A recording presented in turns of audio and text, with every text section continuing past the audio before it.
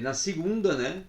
Mas devido às questões climáticas e com aquele problema que houve de oscilação da energia, não pudemos ter.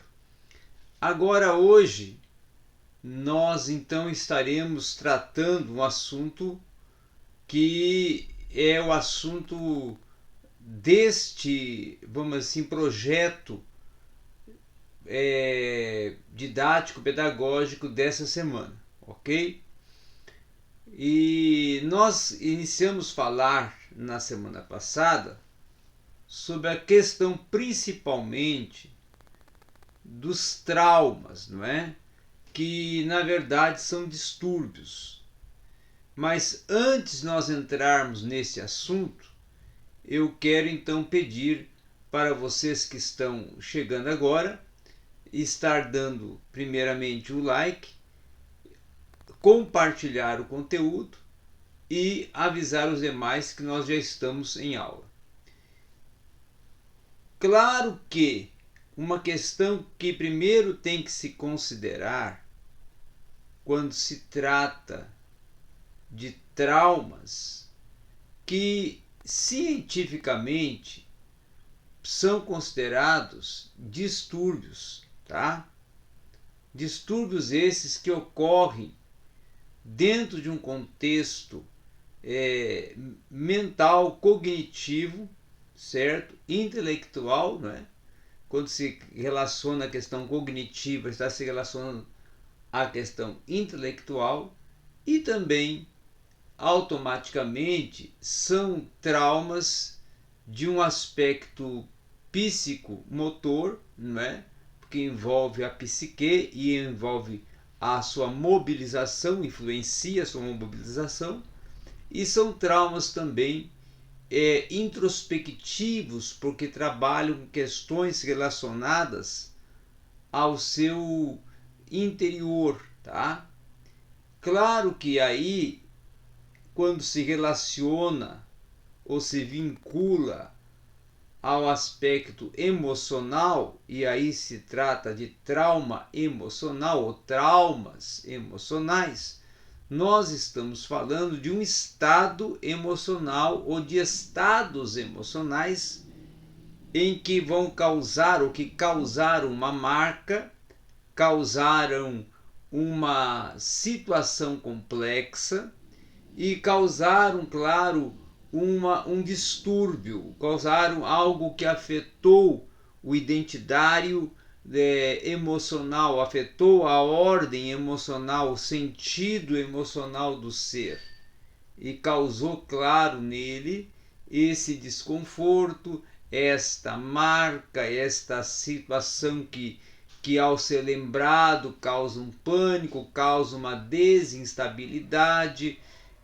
afeta o seu emocional, causando uma ansiedade, causando uma angústia, causando uma repressão. Então os traumas têm, claro, essas questões relacionadas também às suas consequências, suas características, as implicações que causam no ser. E quando se trata dessa questão, principalmente de implicações que causam no ser, nós temos também principalmente o sofrimento mental, tá? O sofrimento mental que causa,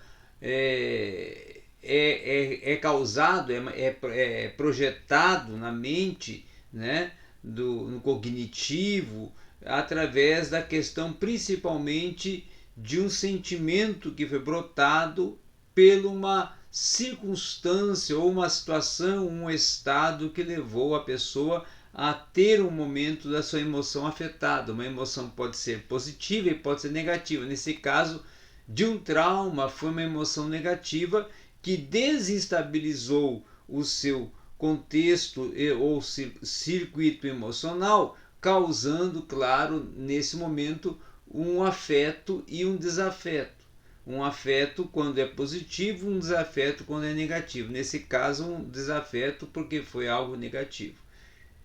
Nesse sentido também, causou uma desinstabilidade e junto com a desestabilidade veio a fragilidade e veio, claro, a desinstabilidade. Com isso, a pessoa automaticamente fica em um estado totalmente fora do seu padrão normal, da sua normatividade, e fica à mercê de sentimentos negativos e de reações negativas que levam, claro, a contrair uma angústia, a contrair um temor, a contrair uma ansiedade, a contrair o pânico, não é? A contrair um estado negativo no seu ser, que muitas das vezes lhe leva ao isolamento, lhe leva a um estado de pânico, a um estado de uma desestabilidade que pode ser provocada e causada por uma angústia, por uma amargura, por um remorso, por uma situação que está muito ligada, muito presa, vinculada a esse trauma que veio a sofrer. Uma outra questão também interessante de estarmos mencionando nesse momento é nós pensarmos e considerarmos também que ocorre muitas vezes dentro desses sentidos do transtorno uma ansiedade generalizada, que até tem o nome de TAG, transtorno de ansiedade generalizada. Então, o transtorno de ansiedade generalizada, ele também é um transtorno de contexto mental que vai ter um impulso, uma influência direta nos transtornos emocionais e também automaticamente um distúrbio de contexto emocional. Para se superar, para vencer, para sair desse contexto, aí é preciso avaliar algumas questões do ser, é preciso procurar identificar o que causou o trauma ou o que leva a pessoa à lembrança de um estado, uma situação, uma circunstância que projetou nela um trauma emocional, para que ela comece a superar esse estado traumático, superar essa circunstância e situação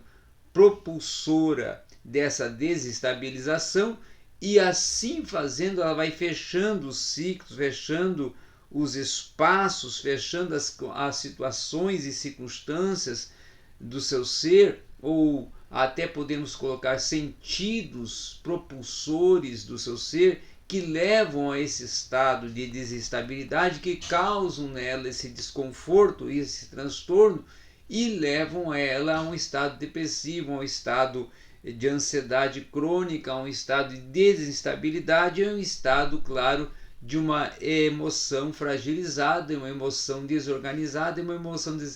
que levou ela a um estado de desestabilidade crônica,